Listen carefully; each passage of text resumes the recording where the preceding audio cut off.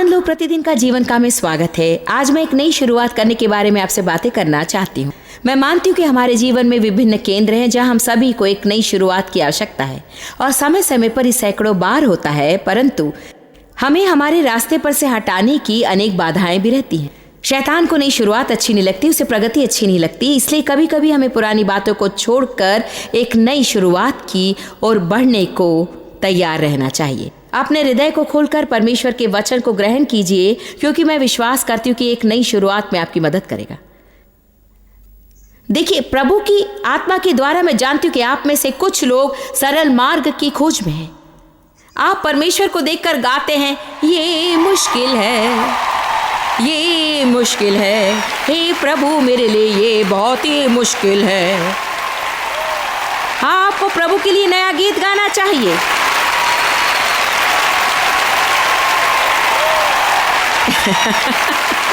आमीन।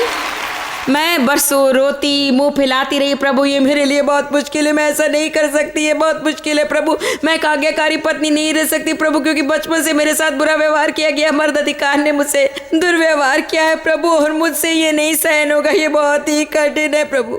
भला प्रभु ने मेरे लिए पुस्तक फिर से नहीं लिखी? उसने मुझे रोते विलाप करते रहने दिया और अंत में प्रभु से लड़ते लड़ते मैं थक गई। प्रभु से लड़ने पर आपको यही मिलेगा, थकान।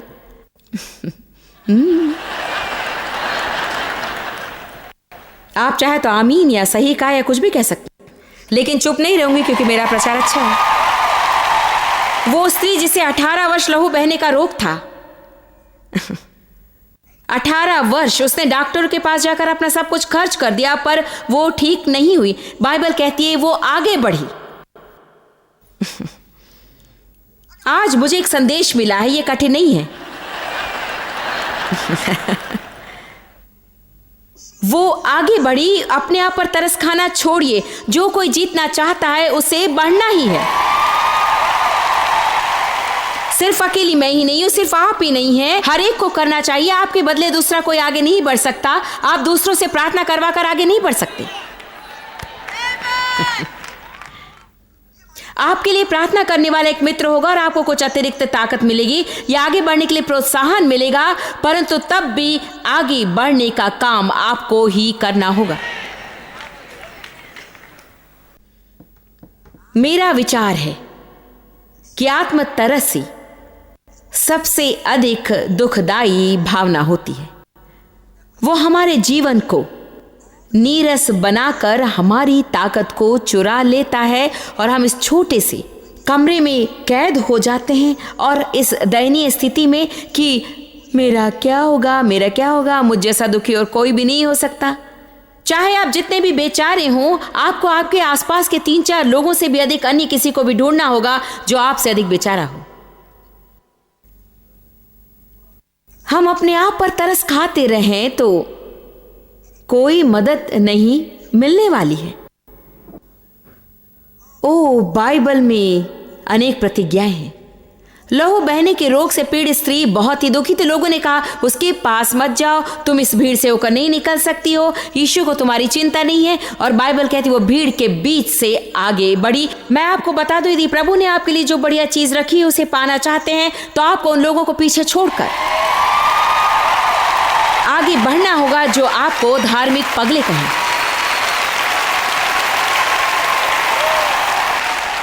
प्रभु के साथ व्यक्तिगत संबंध बनाए रखने के लिए आपको रात में अकेले आगे बढ़ना होगा, क्योंकि किसी चीज को पाने के लिए किसी और को खोना पड़ता है। इसीलिए प्रभु से संबंध रखने के लिए आरंभ में आपको दूसरों का साथ छोड़ना होगा। हर बार प्रभु आपको एक नए स्तर पर ले जाएगा। उस स्तर तक पहुंचने के लिए आपको कुछ खोना पड़ेगा। स्वर्ग राज्य के बारे में बाइबल क्या कहती है? बहुमूल्य मोती को देखने पर अपना सब कुछ बेचकर उसे खरीद लो। प्रभु में श्रेष्ठ जीवन जीने के लिए आपको क्या कीमत चुकानी होगी? सब कुछ। आपके पास अंत में क्या रह जाएगा? सब कुछ। आपके पास जो कुछ है उसे दांव पर लगा दीजिए, वैसे उनकी कीमत कम ही होगी। अंत में आप प्रभु के पास जो कुछ है उसे पा लेंगे। लेकिन आपके पास जो है और प्रभु के पास जो है, उनके बीच सौदा करने के दौरान आपको एक काम करना होगा, आगे बढ़ना।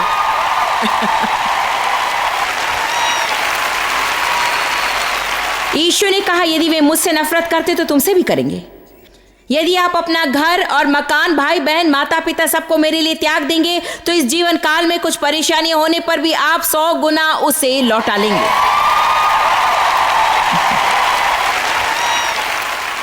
तो प्रभु की स्तुति हो। मैं उससे होकर गुजरती हुई आगे बढ़ी। क्या आप मेरी गवाही जानते हैं? मैं आज भी यहां हूं। मेरी एक गवाही है और मैं दबाव से दबकर निकल चुकी हूं। सभी चाहते कि उनके बारे में अच्छा ही सोचा जाए, पर क्या आप जानते हैं, चाहे दूसरा कोई भी मुझे ना चाहे तब भी मैं जी सकती हूं, और आप भी। आपको किन चीजों से होकर गुजरना पड़ेगा, देखिए उसकी एक सूची है। उसे लिखिए मत, क्योंकि वो लंबी सूची है। मैं ईमानदारी के साथ कह सकती हूं कि मुझे इनमें से हर एक में से होकर गुजरना पड़ा, और मैंने जितना याद है उन सबको लिख कर रखा। यदि मैंने और अधिक सोचकर लिखा होता तो ये सूची लंबी होती। अस्वीकृति, तिरस्कार, जब कोई विश्वास योग्य अस्वीकार करता तो दुख होता है। निंदा, क्षमाहीनता, द्वेष की भावना। शायद हफ्ते में 25 या 30 बार हमें द्वेष से होकर गुजरना ही पड़ता है। मैंने हर्ष ने कहा, मैंने कहा द्वेष। आत्मतरस, प्रतिशोध, कष्ट, संकट, परीक्षाएं, आत्मकेंद्रण और जलन, हमें हर दिन इनसे होकर गुजरना पड़ता है। पिछले हफ्ते एक सवेरे डॉक्टर जॉन मैक्सवेल के साथ मुझे एक टेलीविजन कार्यक्रम करने के लिए 5:30 बजे उठना था। मैं उठना नहीं चाहती थी, मैं थकी थी। 5:30 बजे उठना मैं नहीं चाहती थी। अलार्म बजने लगा और जानते मेरे मन में पहला विचार क्या आया? मैं इसे करते करते बहुत ही थक गई हूं। जानते हैं मैंने क्या किया? मैं आगे बढ़ी। मैंने कहा, जॉयस तुम धन्य हो, अपनी विचारधारा को बदलो और तुरंत काम पर उतरो।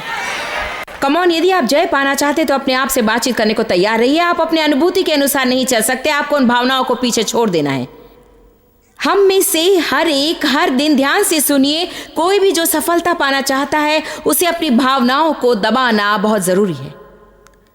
एक बार या 2 बार या कभी कभी नहीं, बल्कि हर दिन, दिन पर दिन, दिन बर दिन, दिन पर दिन। आप कहेंगे, मैं अपने जीवन भर इसे करते रहना नहीं चाहती हूं।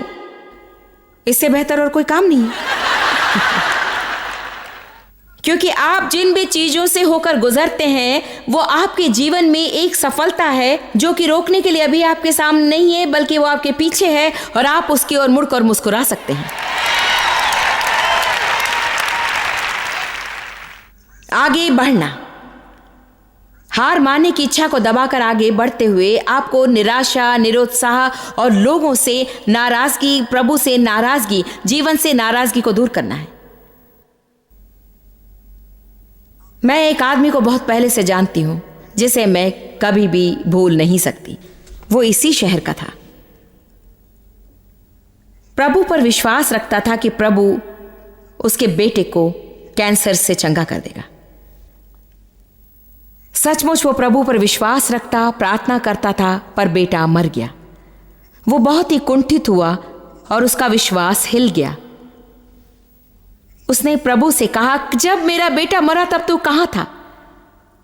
और उसने बताया कि पवित्र आत्मा ने प्रत्युत्तर में उससे कहा, मैं वहीं पर था जहां मेरा पुत्र मरते समय था। ये सुनकर शायद आपका ढाढ़स बंधेगा, थोड़ा उत्साह मिलेगा, है ना? क्या आप जानते हैं, हम सदा इस तरह की बातों को नहीं समझते हैं। हम चंगाई पर विश्वास करते हैं और हम मानते हैं कि उन चीजों को होता देखने के लिए हमें प्रार्थना करनी चाहिए, परंतु हम जानते हैं कि हर बार वैसा नहीं होता है, हम उसे समझ नहीं पाते। पर क्या आप जानते हैं, हमें सब कुछ समझने की कोशिश किए बिना प्रभु की सेवा करने को तैयार रहना चाहिए। शायद सभी लोगों ने नहीं सुना, मैं ये नहीं समझ सकी कि 12 साल पहले मुझे ब्रेस्ट कैंसर के कारण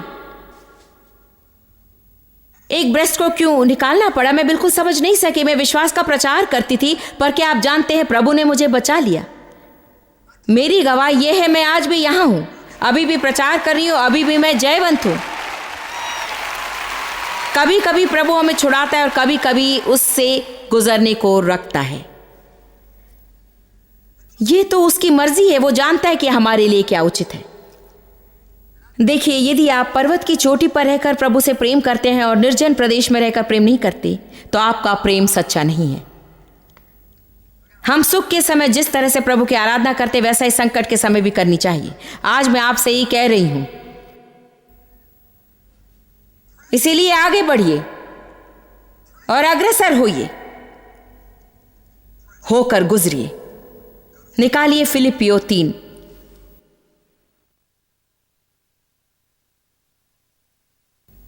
वाह वाह वाह। हम में से अधिकांश फिलिपियो 3 में पौलुस द्वारा कही गई बातों से परिचित है, पर यह अनोखा है। वचन 10 से देखिए, उसका एक उद्देश्य था। आप कह सकते हैं उसका एक सपना या दर्शन था। मैं उसको और उसके मृत्युंजय की सामर्थ्य को और उसके साथ दुखों में सहभागी होने की मर्म को जानूं और उसकी मृत्यु की समानता को प्राप्त करूं। क्या आप जानते कि पौलुस का क्या तात्पर्य था? प्रभु में एक स्थान है कि यदि मैं आगे बढ़कर उसे खोज लूं, जहां चाहे मेरे जीवन में कुछ भी हो जाए, उस जगह को जहां मैं आत्मा में उन सब से ऊपर उठाई जा सकूं। चाहे आप मुझसे जैसा भी व्यवहार करें, मैं खुश रह सकती हूं। चाहे कुछ भी हो जाए, मैं खुश रह सकती हूं। चाहे जैसा भी तूफान आए, मुझ में समझ और शांति रहेगी। आप मुझे पसंद करें, मैं खुश रहूंगी। ना पसंद करें, मैं खुश रहूंगी। आप मुझे अपनाएं, मैं खुश रहूंगी। चाहे ना अपनाएं, मैं खुश रहूंगी। और मैं प्रभु में उस स्थान को चाहती हूं जहां मेरी परिस्थितियां मुझ पर अधिकार ना कर सकें। क्या आप समझ रहे हैं? मेरा दृढ़ संकल्प है कि मैं उसे और उसके पुनरुत्थान की सामर्थ्य को जान लूं, जो मुझे सही कार्य करने तथा परेशानियों से गुजरते समय भी लोगों से सही व्यवहार करने की प्रेरणा दे। यही सामर्थ्य है, यही सामर्थ्य है। जब आप खुद इतने परेशान रहते कि आप ये तक नहीं समझ पाते कि क्या करना है, तभी आपको धीरज देता है और प्रभु में आपको दूसरों की सेवा करने तथा दूसरों की सहायता करने की सामर्थ्य देता है। यही है सामर्थ्य। मैंने कहा यही सामर्थ्य है।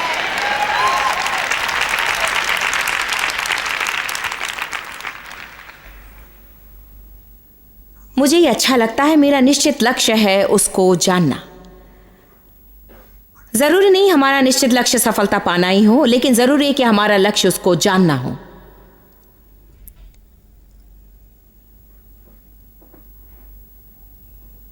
वचन 12 कहता है, ये मतलब नहीं कि मैं पा चुका हूं या सिद्ध हो चुका हूं, पर उस पदार्थ को पकड़ने के लिए दौड़ा चला जाता हूं जिसके लिए मसीह यीशु ने मुझे पकड़ा था। पौलुस कह रहा है, यीशु एक लक्ष्य के लिए मरा। उसके मरने का उद्देश्य था मुझे पकड़ना और उसका अपना बना लेना। जी हां, वो चाहता है कि हम स्वर्ग जाएं। इससे बढ़कर वो चाहता है कि हम भरपूर जीवन पाएं। मेरे अनुसार आप जो चाहे कर सकते हैं, और मैं नहीं चाहती कि आप इसे गलत समझें। हाँ, यदि ज्यादा कुछ और नहीं होता तो शायद स्वर्ग ही पर्याप्त रहता, परंतु मैं जानती हूं कि वो चाहता है कि हम और आगे बढ़ें। वो चाहता है कि मैं सफर का आनंद लूं। वो चाहता है कि मैं एक प्रभावशाली व आदर्श जीवन जीऊं ताकि दूसरों को अपने साथ ले जा सकूं। यह अच्छी बात है कि मैं अपनी जिंदगी उत्तमता से जीऊं और स्वर्ग जाऊं, परंतु मैं चाहती हूं कि मैं अनेकों को अपने साथ ले चलूं। आमीन। ऐसा करने के लिए मुझे आगे बढ़ना था। सही बात है ना? जो लोग आगे कदम बढ़ाते हैं, वे ही परमेश्वर के लिए कुछ भी कर सकते हैं।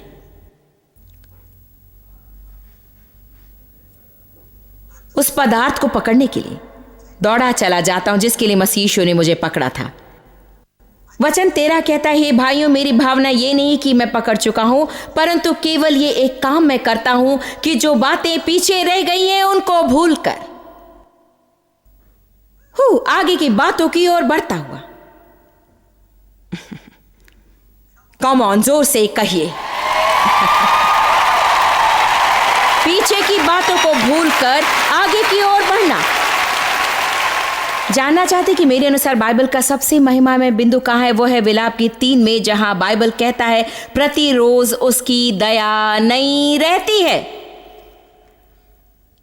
आखिर परमेश्वर ने दिन को 24 घंटों में क्यों बांट रखा है? मैं इसे 3 8 घंटे की कलाविधि में बांटना चाहती हूँ। 2 8 घंटे की अवधि जीने के लिए और तीसरी उन 2 अवधियों पर जय पाने। हम करीब 16 घंटे जागते हैं और आश्चर्य की बात है कि रात भर की अच्छी नींद के बाद सवेरे उठने पर कितनी भिन्न भिन्न चीजें देखने को मिलती हैं।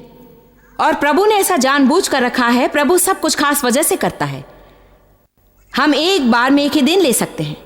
बहुत कुछ होता रहता है, बहुत सी निराशाएं, बहुत सी निंदाएं, बहुत अधिक संकट, हमारे विरुद्ध उठने वाली कई चीजें, और हम गंभीर काल में जी रहे हैं। देखिए, हम उस काल में जी रहे हैं जिसके बारे में तीमुथियुस में कहा गया है, घोर संकट और संघर्ष का काल, जिसमें लोग स्वार्थी और स्वकेंद्रित होते हैं। हम ऐसे काल में ही जी रहे हैं। मैं जानती हूं कि किसी भी काल में जीने के लिए पवित्र आत्मा के अपार अभिषेक की जरूरत है, परंतु इस काल में जीने के लिए और सफलता पाने के लिए अधिक सामर्थ्य की जरूरत है। लेकिन यदि परमेश्वर ने हमें इतिहास के इस काल में जीने के लिए चुना है, तो फिर वो जानता था कि वो क्या कर रहा है और हम उसके काबिल हैं या नहीं। यदि हम उस समूह के हैं जो मसीह के पुनरागमन में उठा लिए जाएंगे, तो हम उसके काबिल होंगे। लेकिन हमें आगे बढ़ना है। आपको आगे बढ़ना है। मैं उस पदार्थ को पकड़ने के लिए दौड़ा चला जाता हूं जिसके लिए यीशु मसीह ने मुझे पकड़ा। मैं चाहती हूं कि आज आप एक फैसला करें। मैंने एक बड़ा प्रवचन तैयार किया इस विषय पर कि अतीत को सोचकर विलाप ना करें, पर प्रभु मेरे द्वारा आपको कुछ और ही बताना चाह रहा है। इसीलिए मैं एक सिद्धांत के बारे में बताऊंगी। मैं अपनी तकिया ले आई हूं क्योंकि मैं इसे अपने दफ्तर में रखती हूं ताकि मैं कुर्सी पर बैठे बैठे बार बार उसे देख सकूं। क्या आप इसका कारण जानते हैं? इसमें लिखा है, प्रभु जिन चीजों को मैं नहीं बदल सकती हूं उनकी ग्रहण करने की पक्वता मुझे दे, और जिन चीजों को बदल सकूं उन्हें बदलने का साहस दे और उनके भेद को जानने का ज्ञान दे। ये मेरे लिए खास तौर से बहुमूल्य है क्योंकि जब मैं बच्ची थी और मुझे बलात्कार की निर्ममता से होकर गुजरना पड़ा, मैं गुप्त रूप से दुखी थी और कोई नहीं जानता था कि क्या हो रहा है, और मैं बहुत कष्ट सह रही थी। किसी को बता नहीं सकती थी, भयभीत थी। और बचपन में जब हम गांव में अपनी नानी से मिलने जाते थे, उनके पास, गांव वालों के पास जो माचिस का डिब्बा होता था वो था जिसकी तीलियां लंबी थी ताकि आसानी से जलाया जा सके। और मैंने इस कथन को इस डिब्बे पर लिखा देखा, जिससे आरंभिक काल में मुझे हिम्मत मिली। मैं उसका वर्णन नहीं कर सकती, परंतु मैंने उसकी ओर देखकर कहा, उस परिस्थिति के बारे में मैं कुछ नहीं कर सकती थी, इसीलिए उसे स्वीकारना ही अच्छा होगा। पर एक दिन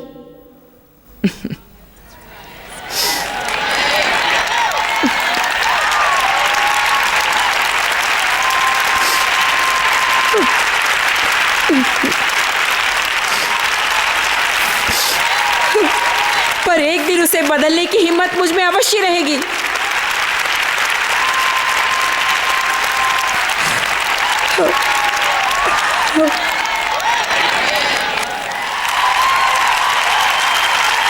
अभी भी मुझे इस पर आश्रित रहना पड़ेगा क्योंकि अभी भी कुछ न कुछ होता रहता है जिस पर मैं नियंत्रण नहीं रख सकती, और ऐसा कुछ जो मुझे अच्छा नहीं लगता और जो मैं चाहती हूँ कि ना हो। मैंने प्रभु परमेश्वर की अनुग्रह से उनको ग्रहण करना सीख लिया है जिसके लिए मैं कुछ नहीं कर सकती, लेकिन जिसके लिए मैं कुछ कर सकती हूँ।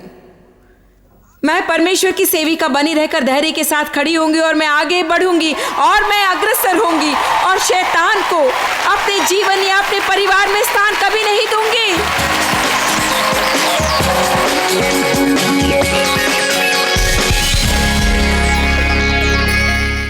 यीशु के बारे में बाइबल हमें सिखाती है कि जितनों ने उसे ग्रहण किया है उन सबको उसने परमेश्वर का पुत्र होने का अधिकार दिया।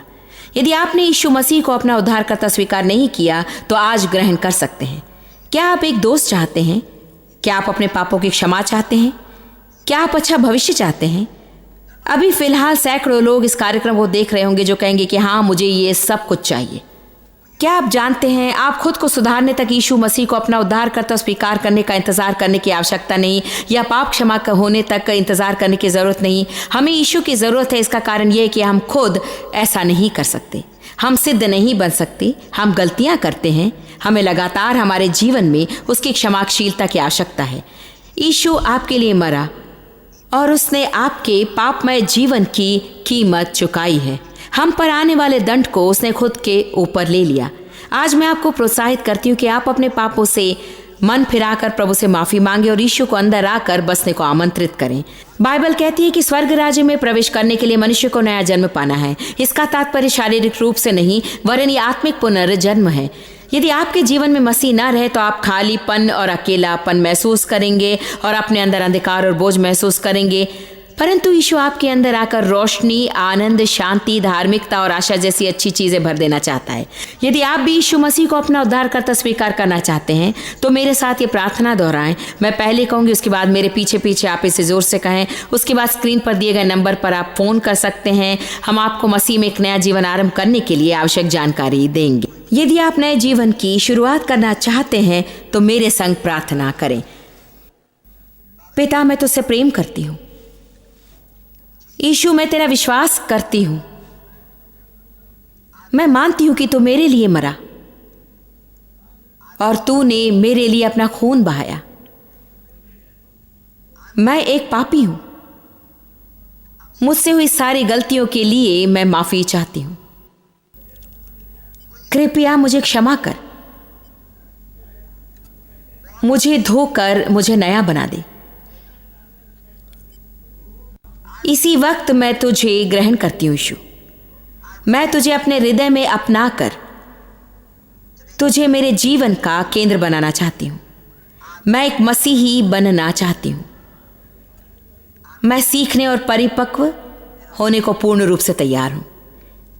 यीशु के नाम में आमीन। प्रभु आशीष दे।